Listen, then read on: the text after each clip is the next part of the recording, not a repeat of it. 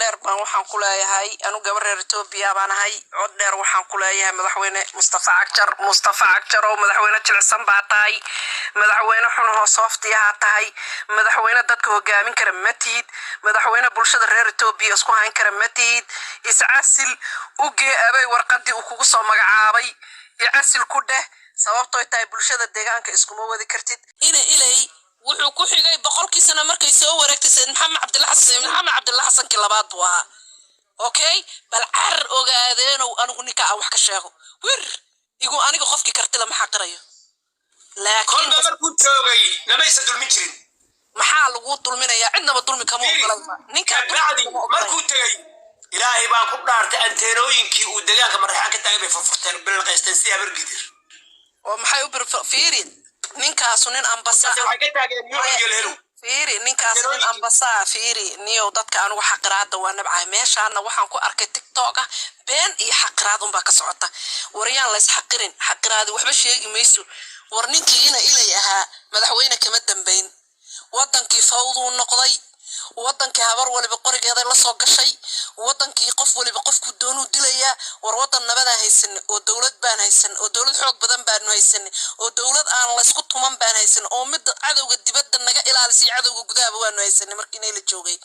okay maanta ninkan waa nin jilicsan oo soofti ah ummadu inay iswada laysana wuu jilicsan yahay naxariista badan ninkan fiiri abdi ilay afku ka garaacisay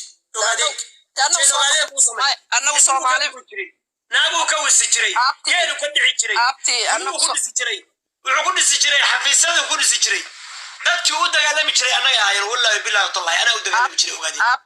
abti waxa weeye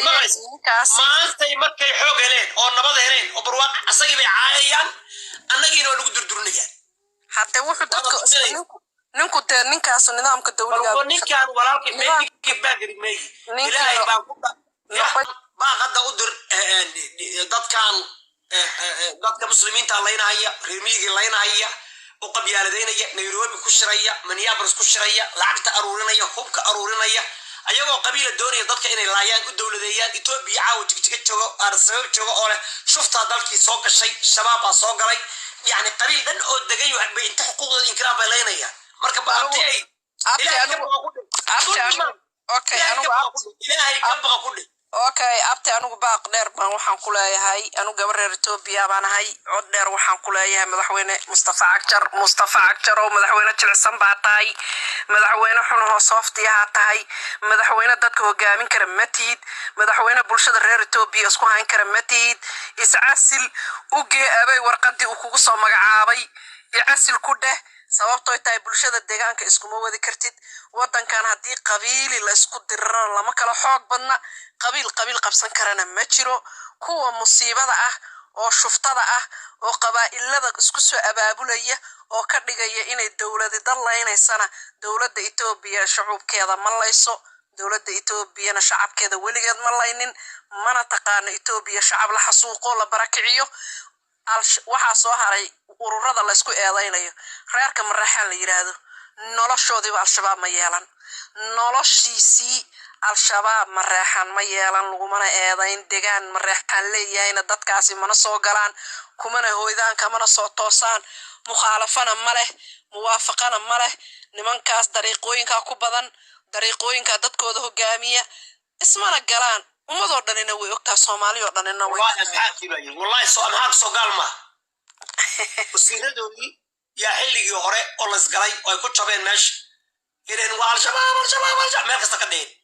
maxaarkii baa yimid yiri yelam shufto yelam shabaab barahan baba aan biir maxaarkii baa yiri maxaarkii baa la yaabay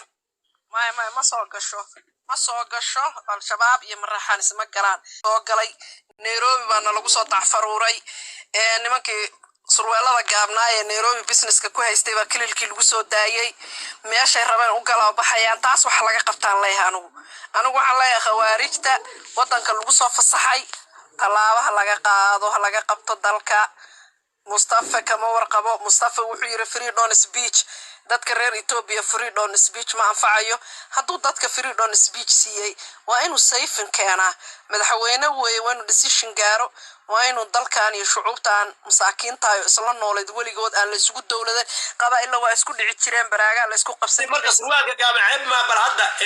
yeelamooda dugsiyada iyo gabdhaha xijaaban iyo inaan u jeedno bal arrintaasna waxaa tiraahdaa si inay dadka masaakiinta oo muslimiinta la nabadgeliyo laakiin dadka siyaasiyiinta wadaad oo kayaalka ah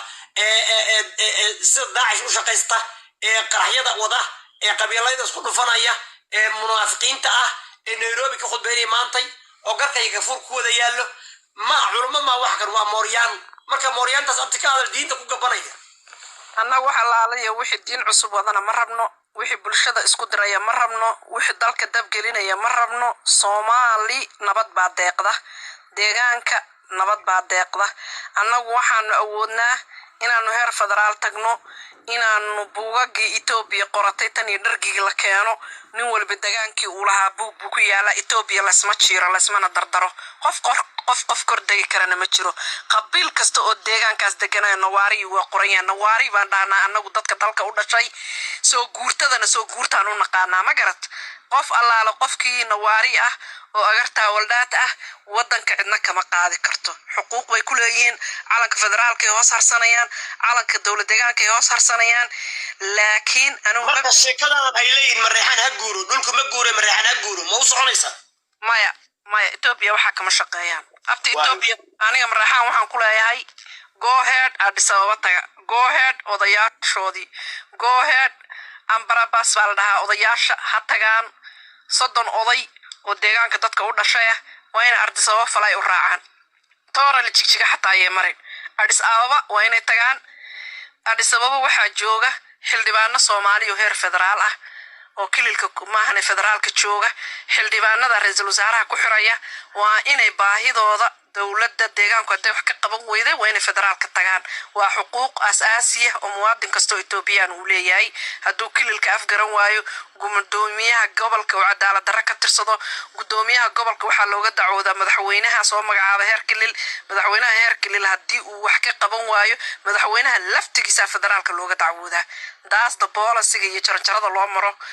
dacwada sharciga ah oo legalka ah wayna yaqaanaan dadka deegaanka jooga u dhashay oo intaas wax ka soo waxa weeye xildhibaan hadaa leedihiin haddii aad leedihiin gudoomiyayaal qabale haddaad gudoomiye heer santar leedahay intaba waad ku dacwo tegi kartaa maaha qabiilina u cabatid maaha social media in laga cawdo haddii wax dawladdu ka qaban weyda nima shantaadu ka reebin sharci kaama reebo qabiilka adag ma jiro maraxaan dawladda waa looga fiican yahay xageeda Itoobiya sababtoo tahay jinni dawlad Soomaali la dhahay qabaan raaftigay jinni dawlad Soomaaliyeed baa ku dhacay waxa weeye meel walba say u egtahay loola ekaada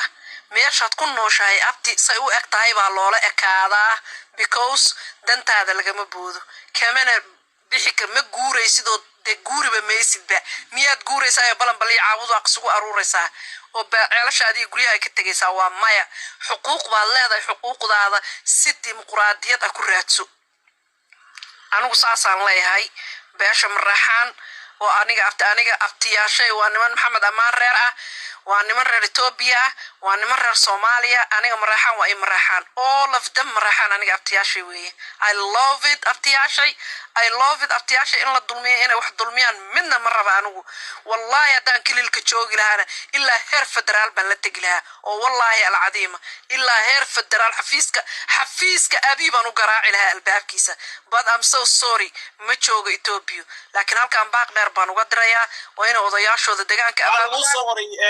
bicdiyaha sirta Ethiopia fahmeen annagu waanu naqaanaa sirta Ethiopia cidna magan inaanan